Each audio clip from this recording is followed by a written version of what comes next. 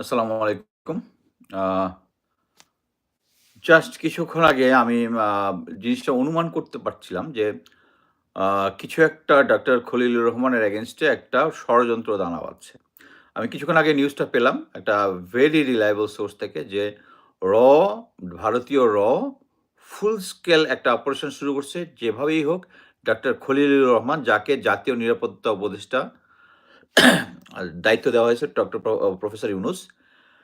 Already north east news যেটা চন্দন নন্দী যেটা চালায়, চন্দন নন্দী হচ্ছে মানে কনফার্ম রয়ের এজেন্ট এবং তার পিতাও ছিল রয়ের একজন অপারেটিভ এবং সে সংবাদপত্র চালায় নর্থ ইস্ট নিউজে যেটা রয়ের ইন্টারেস্ট অনুযায়ী।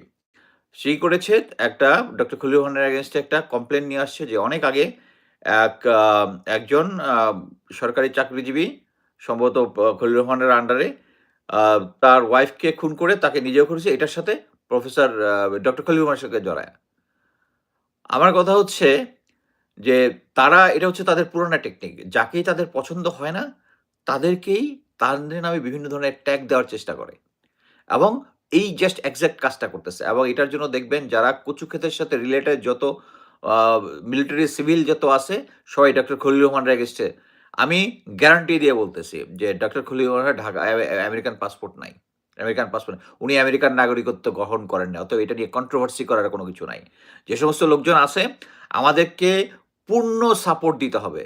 ডক্টর খলিলুর রহমান উনি আছেন, আমি অলরেডি আজকে আমার যে নতুন আইডি আছে এবং আমার এই এই যে YouTube যেটা আইডি আছে, এখানে আমি ক্লিয়ারলি বলে দিয়েছি এবং ওখানে একটা পোস্ট আমি দিয়েছি যে, কেন প্রফেসর ইউনূসের চয়েস নিরাপত্তা উপদেষ্টা হিসেবে ডক্টর খলিল রহমানই কিন্তু হচ্ছে বেস্ট।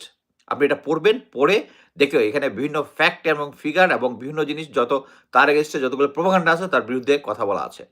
এবং উনি এটার জন্য বেস্ট এবং আমাদের বাঙালি জাতি বাংলাদেশী হিসাবে এই মানে প্যাট্রিয়টিক পয়েন্ট অফ ভিউ তে উনার পাশে দাঁড়াইতে হবে। ডাক্তার খলিলুর রহমানকে কোনোভাবেই সরানো যাবে না। এবং এটার জন্য কাজ করছে কারা? ২ টা নাম পেয়েছি।